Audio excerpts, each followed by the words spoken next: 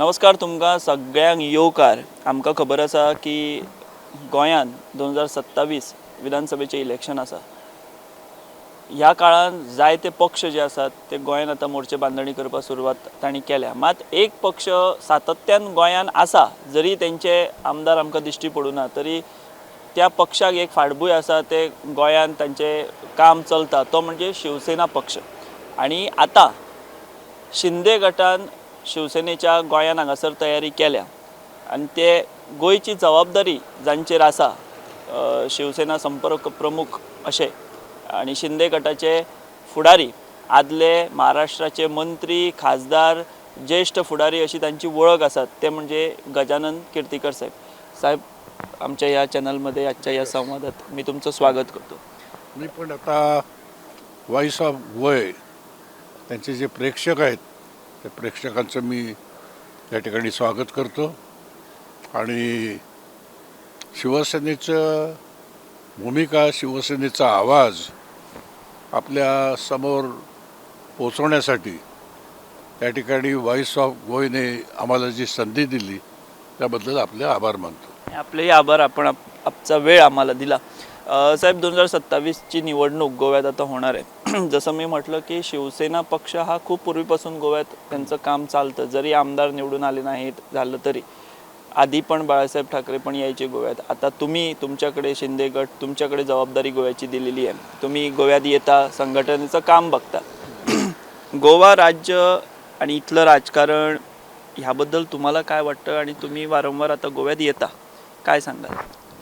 आम्ही आता जवळजवळ 1 वर्षापूर्वी आमचे नेते एकनाथ शिंदे साहेबांनी मला जबाबदारी दिली गोवा शिवसेना संपर्क नेता म्हणून, आणि त्यामुळे जे काय संघटनात्मक बांधणी करणं, निवडणूक यंत्रणा राबवणं, तिकडच्या जनतेचे प्रश्न समजून घेऊन त्याच्यावरती आंदोलन करणं, या सगळ्या गोष्टीचा अनुभव पदरी असल्यामुळे त्यांनी ही कदाचित मला जबाबदारी दिलेली असणार।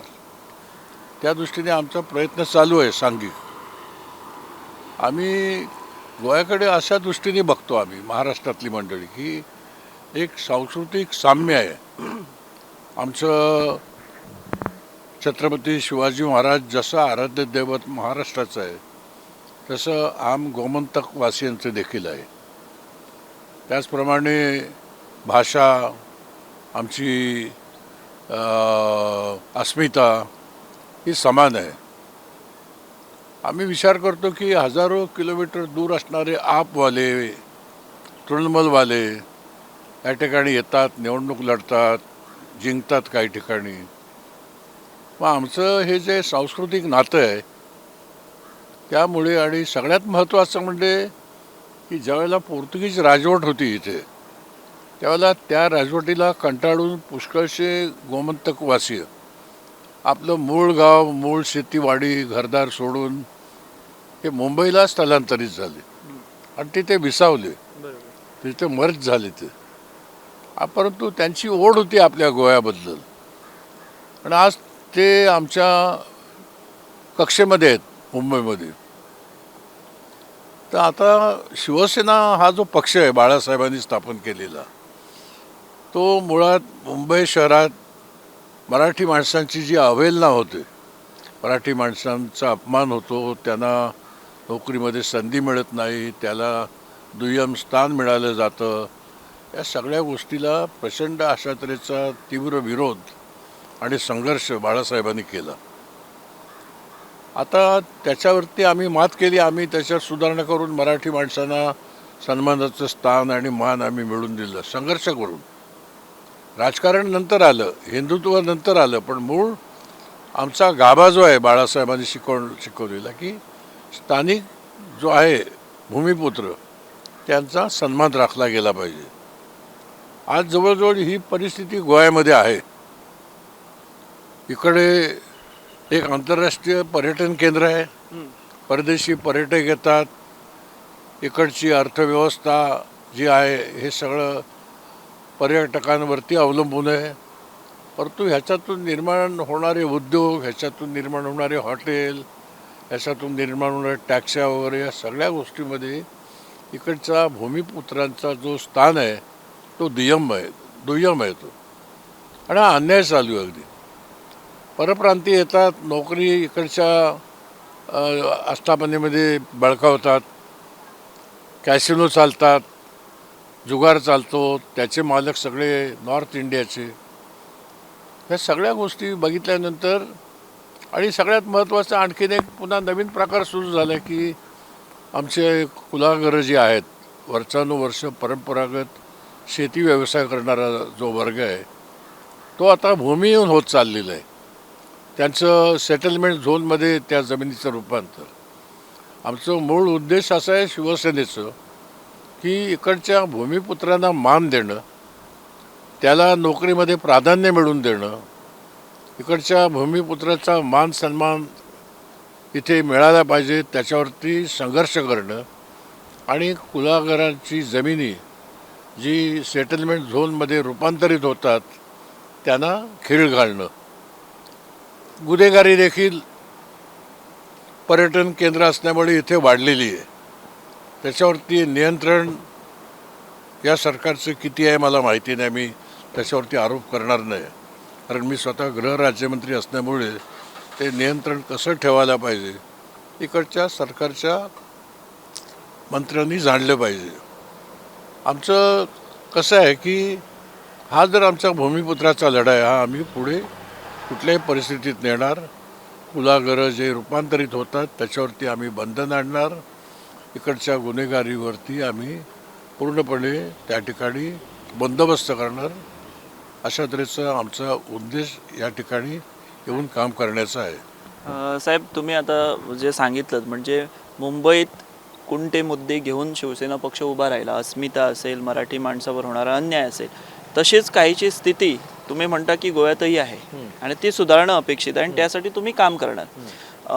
गोव्यात तुम्ही आता येता काम सुरू केलं आहे, पक्षाचं नवीनच जोरात सुरू आहे.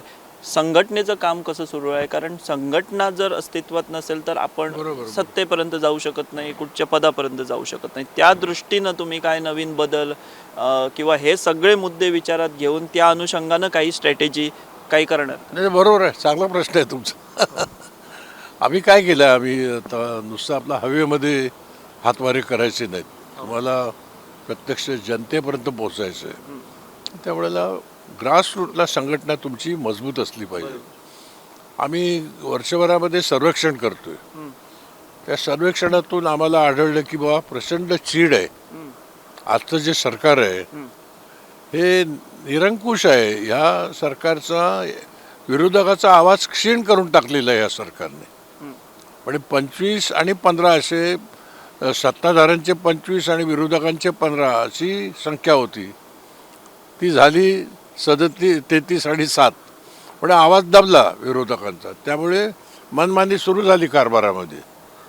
हे सगळं झाले एका बाजूला. आता हे सगळं आहे, परंतु तुम्ही निवडणुकीत याल आणि तुम्ही निवडणूक लढाल ते नाही चालणार. आम्ही सर्वेक्षण केलं, सर्वेक्षणात आम्हाला कळलं की 30 ठिकाणी शिवसेनेला पोषक वातावरण आहे. गोव्यामध्ये 30 ठिकाणी शिवसेनेला पोषक वातावरण आहे. अनेक ठिकाणी किंवा 30 ठिकाणीच म्हणा, बाकी ठिकाणी आमच्या लक्षात आले की वेगळ्या पद्धतीने ते विचार करतात की आजच्या सरकारबद्दल प्रचंड चीड आहे त्यांच्या मनामध्ये आणि त्यांना शिवसेना हा पक्ष पर्यायी म्हणून या ठिकाणी हवा आहे, हे आमचं लक्षात आलं. आता आम्ही उगाच आपल्या हातवारी करणार, भाषणबाजी करणार आणि लोक प्रतिसाद देणार नाही, तो प्रतिसाद आहे आम्हाला. मग आता आम्ही प्रत्येक विधानसभेला एक विधानसभा प्रमुख, त्यानंतर तालुका आहेत 12, त्या 12 तालुका प्रमुख, 3 जिल्हे आहेत त्याला जिल्हा प्रमुख, राज्य प्रमुख, राज्य सचिव, अशा तऱ्हेने जवळजवळ इथे 80-90 मेन पदाधिकाऱ्यांच्या नेमणुका आम्ही गेले 6 महिने करून त्यांना ट्रेनिंग देतो आम्ही.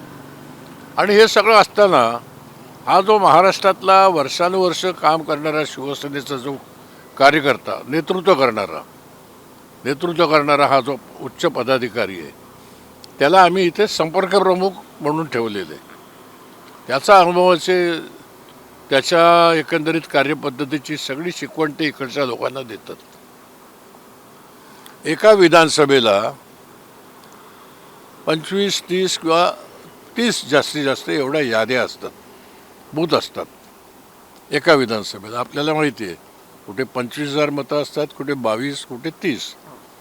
आपण समजून चालूया की 25 असतात. 25 मध्ये एका यादीला आम्ही 4 बूथ यंत्रणा तयार करतो, 4 कार्यकर्त्यांची. एक म्हणजे बूथ प्रमुख, दुसरा गटप्रमुख, तिसरा बूथ लेवल एजंट आणि चौथा पोलिंग एजंट. म्हणजे एका ठिकाणी 4 एका यादीला असे 25 ठिकाणी 100 कार्यकर्त्यांची बूथ यंत्रणा येत्या 2 महिन्यामध्ये आमची पूर्ण होणार. आता महिलांचा ओघ फार मोठ्या प्रमाणात असल्यामुळे महिला आघाडी जशी शिवसेनेची आहे महाराष्ट्रात तशी आम्ही इथे स्थापन करणार, पदाधिकारी नेमणार. युवक देखील पुष्कळ मोठ्या प्रमाणात येतात. तर युवा सेना जशी आहे महाराष्ट्रात तशी आम्ही इथे स्थापन करून त्याची संघटना बांधणार. आणि ह्या सगळ्या लोकांना एकत्र केल्यानंतर त्यांना निवडणूक प्रचार यंत्रणा, निवडणूक जनतेशी संपर्क, ह्या सगळ्या गोष्टीसाठी आम्ही त्यांना प्रशिक्षण देणार. त्यांना ह्याच्यातून त्याला पक्ष संघटना अशी बांधणी होणार, झालीच आहे सुरू, आणखीन वाढणार आमचं. बूथ यंत्रणा आता आमची होईल 2 महिन्यात. प्रचार यंत्रणा आम्ही तयार करू 2 महिन्यात. जे महिला आघाडीची संघटन आम्हाला उभी करायची ती आता 2-3 महिन्यात होईल. युवा सेना पुन्हा 2-3, हे सगळं आम्ही परिपूर्ण करणार आणि मग जनतेला त्या ठिकाणी तोंड दाखवायला आम्ही सुरुवात करणार. साहेब, मला तुम्हाला एक प्रश्न विचारायचा आहे. कारण तुम्ही एवढे अनुभवी नेते आहात, महाराष्ट्रात तुम्ही मंत्री होतात, शिवसेनेचे एक ज्येष्ठ नेते आहात, खासदार होतात, ही सगळी पदं तुम्ही भूषवली. तुम्ही आता उल्लेख केला आम आदमी पार्टी आणि तृणमूल काँग्रेस हे गोव्यात येतात आणि कुठेतरी सरकार स्थापनेची दिवा स्वप्न लोकांना दाखवतात. पण जवळच असलेला म्हणजे महाराष्ट्राचं आणि गोव्याचं सांस्कृतिक नातं आहे, भाषिक नातं आहे, इतर सगळी नाती आहेत. असं असताना मला एक तुम्हाला विचारायचं आहे की शिवसेनेचं कुठंतरी आधी गोव्याकडे दुर्लक्ष झालं की इथं आणखी इथं म्हणजे तृणमूल गोव्यात येऊन पक्ष सरकार स्थापनेचे दावे करू शकतो, आम आदमी करू शकतो आणि आपलं शेजारचं नातं असलेलं राज्याचा एक प्रादेशिक पक्ष शिवसेना आहे, त्याचं कुठंतरी गोव्यात आधी दुर्लक्ष झालं असं तुम्हाला प्रामाणिक वाटतं? अगदी मी पूर्ण सहमत आहे की माझ्या मनात विशेषतः शिंदे साहेबांच्या मनात तीच भावना आहे की एवढे सगळे येतात इकडे, काय काय नाना रंग दाखवतात. आमचं एवढं नातं आहे, आम्हाला नैतिक अधिकार आहे आणि त्या गोमंतक जे आहेत, गोमंतक मुंबई निवासी ते आमचे जवळचे आहेत तिथे. ते त्याच्यामुळे आम्हाला स्पष्टपणे जाणवतं की शिवसेनेने या गोव्यामध्ये ज्या पद्धतीने लक्ष द्यायला पाहिजे होतं त्या काळात ते दिलं गेलं नाही. भाजपची सुरुवात कशी झाली ती मला माहिती आहे. छोटं राज्य मिळणं सोपं असतं, मग त्याच्यावरती तुटून पडतात. मनोहर पर्रीकर BJP-कडून, गजानन कीर्तीकर शिवसेनेकडून 92ची निवडणूक, पण त्यांनी पूर्ण ताकद मिळाली मग पर्रीकरांना, कीर्तीकरांना मिळाली नाही ताकद म्हणजे पक्षाची. ते पुढे गेले. आता एकदम चांगल्या विचाराचा माणूस पर्रीकर, कळलं की नाही. आम्ही युती म्हणून लढलो पण ते पुढे गेले, आम्हाला एकही सीट मिळाली नाही.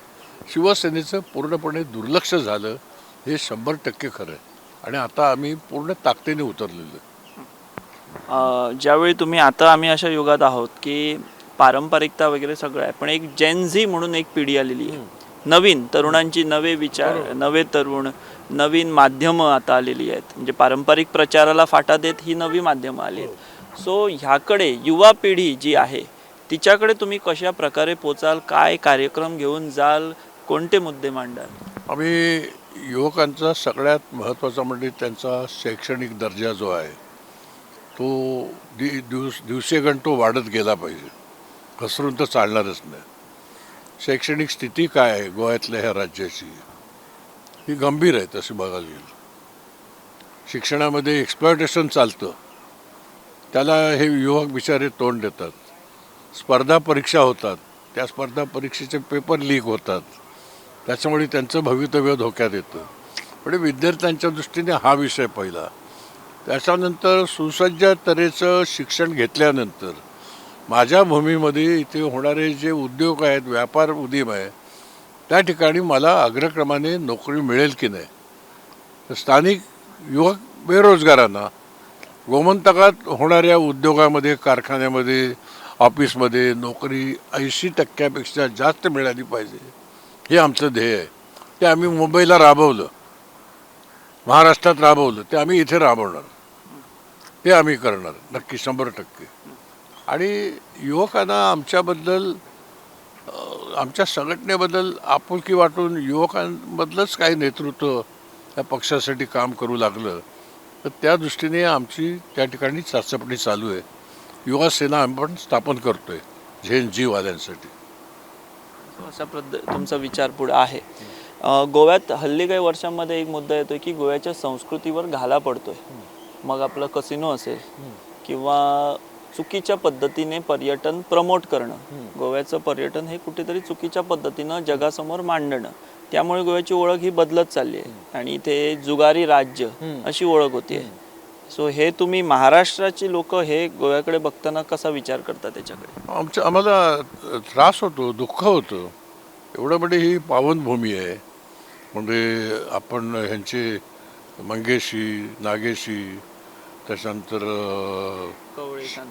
कवळे शांतादुर्गा वगैरे, ह्या सगळे ही आराध्य दैवत आहेत. त्या दैवतांबद्दल विलक्षण प्रेम आहे आमच्या मनात. कळलं की नाही? आम्ही जरी महाराष्ट्राबद्दल आम्ही नतमस्तक होतो ह्या देवांच्या समोर. कळलं की नाही? तर ते एका बाजूला. आणि हे एवढं पवित्रता ह्या गोव्यामध्ये होती, सृष्टी सौंदर्य होतं, एवढं उच्च लेवलचं सांस्कृतिक आणि सगळा दर्जा होता. म्हणजे आमचं मुंबईमधलं किंवा महाराष्ट्रामधलं नाट्य संस्कृती म्हणा, गायन संस्कृती म्हणा, वाद्य म्हणा, ह्या सगळ्यावरती प्रभाव गोमंतकीयांचा आज देखील आहे.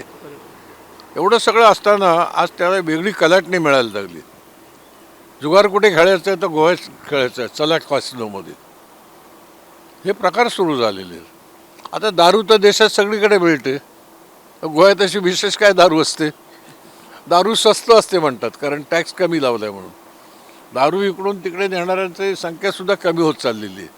म्हणजे दारूसाठी गोवा ओळखला जातो, जुगारासाठी ओळखला जातो. हे दुःखद आहे. गोव्याचं वैशिष्ट्य जे आहे ते मागे पडत चाललेलं आहे.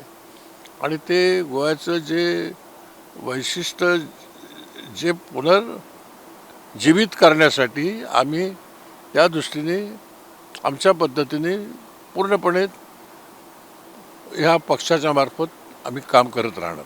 मला एक प्रॅक्टिकल प्रश्न विचारायचा आहे. उद्या समजा शिंदे गटाने एकनाथ शिंदे साहेबांनी जर पूर्ण ताकद लावली आणि त्यांनी मुंबईतून, महाराष्ट्रातून मोठा फौजफाटा गोव्यात पाठवला, नेत्यांचं असेल, कार्यकर्त्यांचं असेल, संघटन घडवणाऱ्यांचं असेल, तर गोव्यात तुम्हाला वाटतं की शिवसेना इथे हे होऊ शकते, उभारी घेऊ शकते? फक्त प्रश्न हाच आहे की शिवसेनेनं गोव्याकडे दुर्लक्ष केलंय. सो असे काही प्रयत्न होतील का भविष्यात? कारण आता फक्त 6 महिने उरलेत. होतील ना. इथे आता माझ्या अंदाजाने, माझा जो काय अनुभव आहे त्याच्यावरून सांगतो. एक भाजप या ठिकाणी सत्तेवरती आलाय, रुजलाय आणि फोफावलेलं आहे. त्याला ते काय आता हात लावून देत नाहीत कोणाला, एवढं स्थिरला आलं. त्याला विरोध करणारा एक मोठा वर्ग आहे इथे, इतर पक्ष जे आहेत ते, काँग्रेसपासून सगळे, तो एक वर्ग आहे. आणि आम्ही शिवसेना आता तिसरा वर्ग. म्हणजे इथे त्रिकोणी लढत होणार, ट्रँग्युलर फाईट. या ट्रँग्युलर फाईटमध्ये न जाणो परमेश्वराच्या कृपेने, शांतादुर्गाच्या कृपेने आम्ही इथे सत्तेमध्ये सुद्धा येऊ शकतो. पण त्यासाठी काहीतरी मोठं काहीतरी चमत्कार घडला पाहिजे. असं चमत्कार करणार तुम्ही, आम्ही बघा. म्हणून मी म्हटलं की चमत्कार करण्यासाठी एकनाथ शिंदे गोव्यात वगैरे येतील का? एकनाथ शिंदेच्या बद्दल एक सांगतो तुम्हाला अनुभव, की अत्यंत प्रभावशाली, सामंजस्य असणारा माणूस, उदार अंतकरणाचा आणि धीट माणूस आहे. आणि अन्यायाच्या विरोधात अगदी नगरसेवक काय शाखा प्रमुख असल्यापासून काम केलेलं आहे अन्यायाच्या विरोधात. तेव्हा इकडचा अन्याय एकदा त्यांच्या त्यांच्यापर्यंत लक्षात पोहोचला पाहिजे, त्याचं पोचणार ना आमचं ते काम काम तुम्ही करणार. आम्ही करणार आणि ते उफाळून बाहेर येतील आणि मग चमत्कार घडवतील. तुम्ही भाजपचा उल्लेख केलात, महाराष्ट्रात तुम्ही भाजप बरोबर सत्तेत आहात, मग गोव्यात तुम्ही भाजप विरोधी भूमिका का घेता? आम्ही भाजप विरोधात भूमिका नाही. बघा, आम्ही सत्ता महाराष्ट्रामध्ये आमची युती तिकडे आहे. ती काल परवापर्यंत झालेली नाही, 25 वर्षापूर्वी झाली. प्रमोद महाजन, बाळासाहेब ठाकरे, गोपीनाथ मुंडे, वाजपेयी वगैरे हा सगळा जो वर्ग होता त्यांनी ती केलेली. हिंदुत्वाचा समान धागा. आता ती भाजप आज तशी राहिलेली नाही आहे. महाराष्ट्रातही नाही राहिली की गोव्यातच नाही? महाराष्ट्रात आमचं सत्ता व्यवस्थित चालू आहे, महाराष्ट्रात व्यवस्थित चालू आहे. पण इकडचं भाजपचं नेतृत्व गोव्याचं भाजपचं हे कमकुवत आहे. त्यामुळे लोकांची फार मोठी चीड इकडच्या सरकारच्या विरोधात आहे. ते सरकार भाजपचं आहे म्हणून भाजपच्या विरोधात आहे. आणि त्यामुळे आम्ही इथे युती आहे म्हणून इथे आम्हाला युती करण्याचं बंधन नाही. आम्ही NDAचे घटक जरूर आहोत. आम्ही इथे निवडणूक लढणार म्हणजे काँग्रेसची युती करू, मगोशी युती करू, गोवन फॉरवर्डची युती करू असं होणार नाही. तुम्ही युती वगैरे कोणाशी करणार नाही नाही? करणार. आम्ही आमच्या एकला चलो. एकला चलो रे. साहेब, तुम्ही आम्हाला वेळ दिलात आणि हा संवाद आम्ही इथे घडवून आणला, त्याबद्दल आम्ही तुमचे आभार मानतो. हां, तर हे आशिल्ले शिवसेना शिंदे गटाचे महाराष्ट्रातले एक ज्येष्ठ फुडारी गजानन कीर्तीकर, जे आदले मंत्री, खासदार अशी महत्वाची पदां तांणी भुशयल्या आणि गोंयचे आता संपर्क प्रमुख ही जबाबदारी, संपर्क नेते ही जबाबदारी त्यांच्याकडे. हो हो हो, संपर्क नेते ही जबाबदारी त्यांच्याकडे आसा. हांवें तांकां तेच विचारलें की गोंय आनी महाराष्ट्र ही तशी पळोवंक गेली जाल्यार सांस्कृतीक रित्या, भाशीक रित्या ही लागींची. गोंयान आप सारको पक्ष येता, तृणमूल सारको पक्ष येता आणि राजकीय प्रयोग करता. त्या अनुषंगान आमी जेन्ना तांकां विचारलें की शिवसेना ही लागींची गोंया कडेन आसतना ते दुर्लक्ष जालां, तेणें मान्य केलां. आतां फुडें जी कितें पक्ष संघटना ते करतले, चालीक लायतले तें तांणी उलोवन दाखयल्या. दुसरे ते म्हणटात की एकनाथ शिंदे जर गोंयान आयले जाल्यार कितें चमत्कार घडपाक शकता अशेंय ते म्हणटात. आणि तिसरो आणि चवथो म्हत्वाचो मुद्दो होच आसा की महाराष्ट्रान जरी ते भाजपा बरोबर सत्तेन आसले, NDAन जरी ते मित्र पक्ष भाजपाचे जरी आसले, तरी गोंयान आमी भाजपा वांगडा युती करप किंवा आनी कितें करप हे कसलेंच बंधन तांचें ना. आणि ते एकला चलो ह्या भुमिकेनूच गोंयान काम करतले वा उरतले असोय दावो तांणी हांगासर केल्लो आसा. आमी हांगाच थांबतात. तुमी पळयत रावात दी वॉयस फॉर गोंय. देव बरें करूं. The Voice for Goy.